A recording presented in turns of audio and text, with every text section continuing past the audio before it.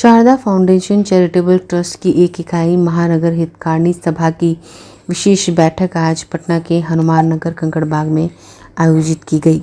महानगर हितकारिणी सभा लोगों के हितों को ध्यान में रखकर गठित की गई है। यह सभा आम जन और सरकार के बीच सेतु का काम करता है। राज्य सरकार और केंद्र सरकार द्वारा संचालित योजनाओं को लोगों तक जन जन पहुंचाने में यह महत्वपूर्ण भूमिका निभाता है। अभी भी पटना महानगर में लोगों को योजनाओं की सही जानकारी नहीं है, कहाँ जाना है, किस तरह से कार्य करना है। इन सब बातों में महानगर हितकारिणी सभा उनकी मदद करती है। इस बैठक में यह निर्णय लिया गया कि लोगों तक जन जन तक कैसे उन्हें सुविधा प्रदान की जाए, इस पर विशेष टिप्पणी की गई और विशेष चर्चा भी की गई। महानगर हितकारिणी सभा संगठित हम लोग किए हैं और हमारा ये उद्देश्य है कि महानगर के कोने कोने में हमारी सभा की एक कमेटी हो और कमेटी बनाई जा रही है और कुछ कमेटी बन भी गई है। महानगर में रहने वाले लोग या महानगर के बाहर रहने वाले लोगों को भी बहुत सारी समस्याएं हैं।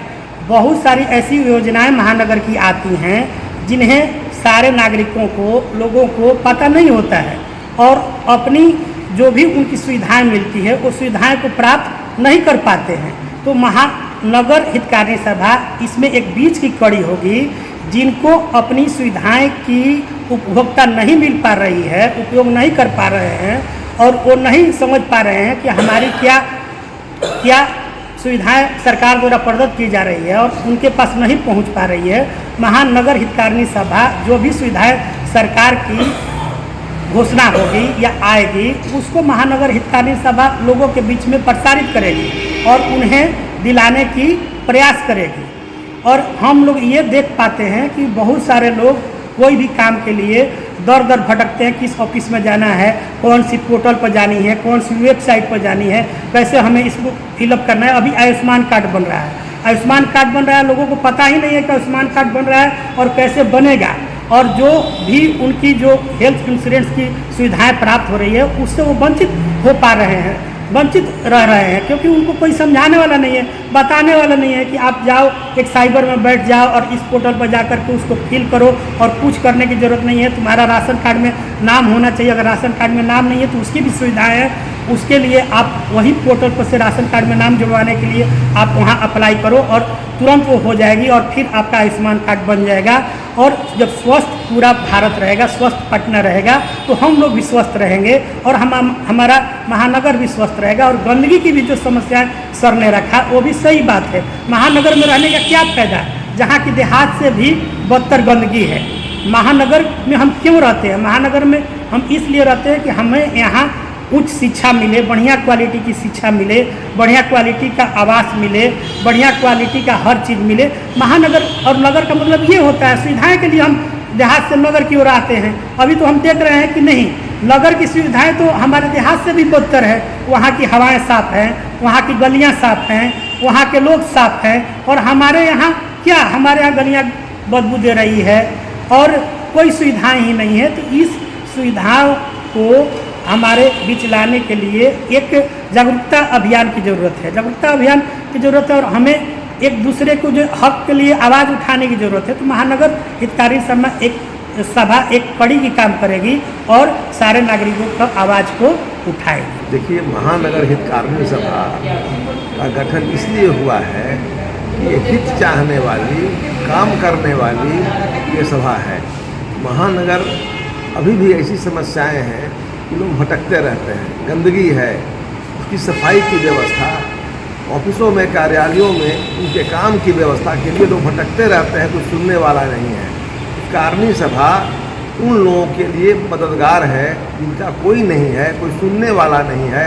उनके लिए भी उनके साथ जाकर के उनको काम कराने के लिए, उनको मदद करने के लिए, उनकी समस्याओं के निदान के लिए सक्रिय रहेगी। इसी हिसाब से हर जगह, हर वार्ड में महानगर हितकारिणी सभा की कमेटी बन रही है। कमेटी बहुत जगह बन भी गई है, बहुत जगह बन भी रही है। जितने लोग कमेटी के लोग हैं, अध्यक्ष हैं, उनके पदाधिकारी हैं, वो पूरे मोहल्ले के, पूरे वार्ड के लोगों को अपने साथ जोड़ेंगे और उनके समस्याओं के समाधान के लिए एग्रेसिव होंगे, सक्रिय होंगे, वो काम करेंगे। इस हिसाब से पूरे महानगर में, पूरे पटना महानगर में महानगर हितकारिणी सभा का गठन हो रहा है काम चल रहा है और हमको लगता है कि 3 से 4 महीने के अंदर में पूरी तरह पटना को जितनी समस्याओं की निजात पाने की ज़रूरत होगी वो सभा हितकारिणी सभा उनके लिए करेगी। आज जो महानगर हितकारिणी सभा की इस बैठक का आयोजन किया गया है, जैसा कि विदित है, महानगर हितकारिणी सभा, हितकारिणी शब्द ही है जिसका मतलब होता है भलाई करने वाली, वैसा संगठन, वैसी संस्था जिसका एकमात्र मकसद हो भलाई करना।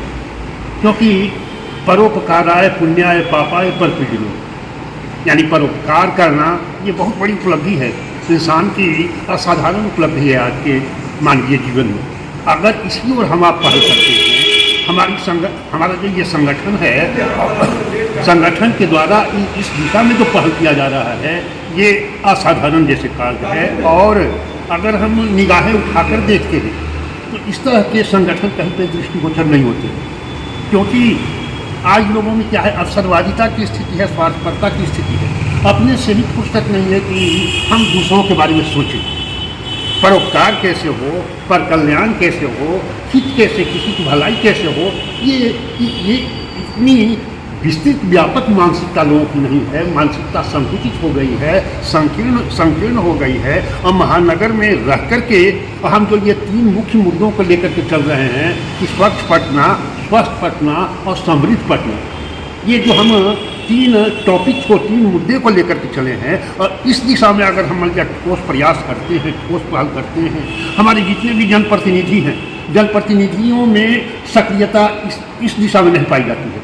क्योंकि जैसा कि विदित है, आज की राजनीति तो अवसरवादिता की ही राजनीति है, यानी लोगों जो पीड़ित मानवता है उसका कल्याण कैसे हो, उत्थान कैसे हो, उनकी जो ज्वलंत समस्याएं हैं, बर्निंग प्रॉब्लम्स हैं, जो उपेक्षित हैं, अवॉइडेड हैं, जिनकी समस्याओं का निदान नहीं हो पा रहा है, और उस दिशा में अगर हम ठोस पहल करते हैं, हमारी महानगर हितकारिणी सभा अगर ठोस पहल करती है, तो निश्चित रूप में स्थानीय निकाय भी जो निकायों के द्वारा और क्या है जन कल्याण के लिए जितनी भी योजनाएं, क्या ये सरकारी योजनाएं कार्यान्वित नहीं हो पा रही हैं, उनका इम्प्लीमेंटेशन नहीं हो रहा है, लोग उनसे वंचित हैं, लोग वाकिफ नहीं हैं उनके हक के लिए, उनके हुकूक के लिए, उनके कल्याण के लिए, उनके उत्थान के लिए कितनी योजनाएं, सरकारी योजनाएं आ रही हैं, वो धरातल पर नहीं आ रही हैं।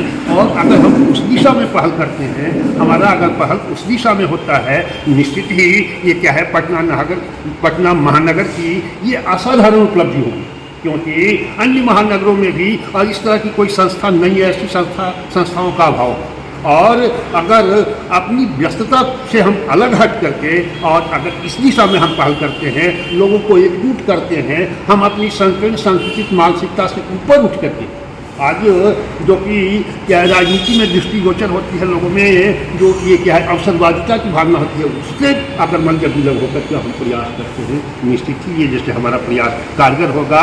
आने वाले दिनों में हम जो ये लक्ष्य लेकर के चल रहे हैं, पटना को ये क्या है स्वच्छ पटना, ये क्या है स्वस्थ पटना और समृद्ध पटना, समृद्धि की भी जैसे हमारी सोच है, तो लोगों को समृद्धि दिलाने के लिए उस दिशा में हम पहल करते हैं। तो आज की जो ये बैठक है, इसमें हमें ये कुछ ठोस निर्णय लेने चाहिए कि आने वाले दिनों में हम किन मुद्दों पर पहल करें, कितनी सक्रियता हम में हो, लोगों तक यानी जितने भी लोग हैं यहाँ, यानी महानगर से बिलोंग कर रहे हैं, और सरेआम हम उनकी जैसे इन योजनाओं को हम उनके पास ले जाकर उजागर करें, उनको जोड़ें, उनकी भावनाओं को हम जीतें, क्या है उनकी जो क्या सोच है उस ओर भी हम जैसे पहल करें। और अगर हम समन्वित रूप से ये कार्य करते हैं, हमारी ये जो सभा है और इस दिशा में अगर ठोस काम करती है, तो निश्चित रूप में आने वाले दिनों में हम ये क्या है, ये पटना ही महानगर नहीं बल्कि क्या है राज्य स्तर पर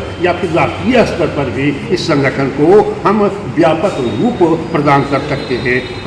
मेरी यही सोच है। इसमें जहाँ तक ये क्या है पूरी तरह संकल्प और ये क्या है समर्पण की भावना, डिवोशन की भावना से काम करने की बातें हैं। मैं लोगों में जहाँ भी अभी लोग मिलते हैं उनको मैं अवेयर किया करता हूँ, जागरूक किया करता हूँ, उनको भी जोड़ने का कार्य किया करता हूँ। और इस तरह मेरा ये प्रयास होगा। आप लोगों से ही मेरी ये गुजारिश है कि कुछ ऐसे ठोस कार्यक्रम बनाए जाएँ जिनको कि हम जन जन तक उनको जैसे ले जाए, लोग हमसे जैसे जुड़े और अपनी संकीर्ण भावनाओं से, संकीर्ण मानसिकता से ऊपर उठ करके हम एक नया पहल करें, एक नया आयाम दें। इन्हीं शब्दों के साथ में अपनी बात। आंखें जो आपका चैनल है उसके लिए और उसके दर्शकों के लिए 2 लाइन की हम शुभकामनाएं अपने ढंग से देते हैं। आप सब में मिठास घुल जाए बांसुरियों बीन की तरह और लोग आपको भी प्यार करने लगे वैक्सीन की तरह।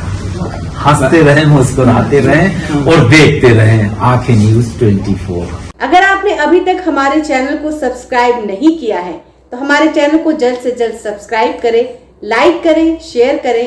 अगर आप भी अपने दुकान, प्रतिष्ठान, school, college, coaching centre, restaurant, cafe का विज्ञापन देना चाहते हैं, वो भी किफायती दर पर, तो आंखें न्यूज 24 लेकर आया है आपके लिए एक सुनहरा मौका। आंखें न्यूज 24 न्यूज पोर्टल की दुनिया में बिहार का सबसे उभरता हुआ चैनल, जहां बिहार झारखंड से जुड़े तमाम बड़ी खबरें देखने को मिलती है। तो देर किस बात की, आज भी जुड़े आंखें न्यूज 24 के साथ। संपर्क करें हमारे व्हाट्सएप नंबर 8935876430 पर। क्या आप पत्रकारिता के क्षेत्र में अपना कैरियर बनाना चाहते हैं?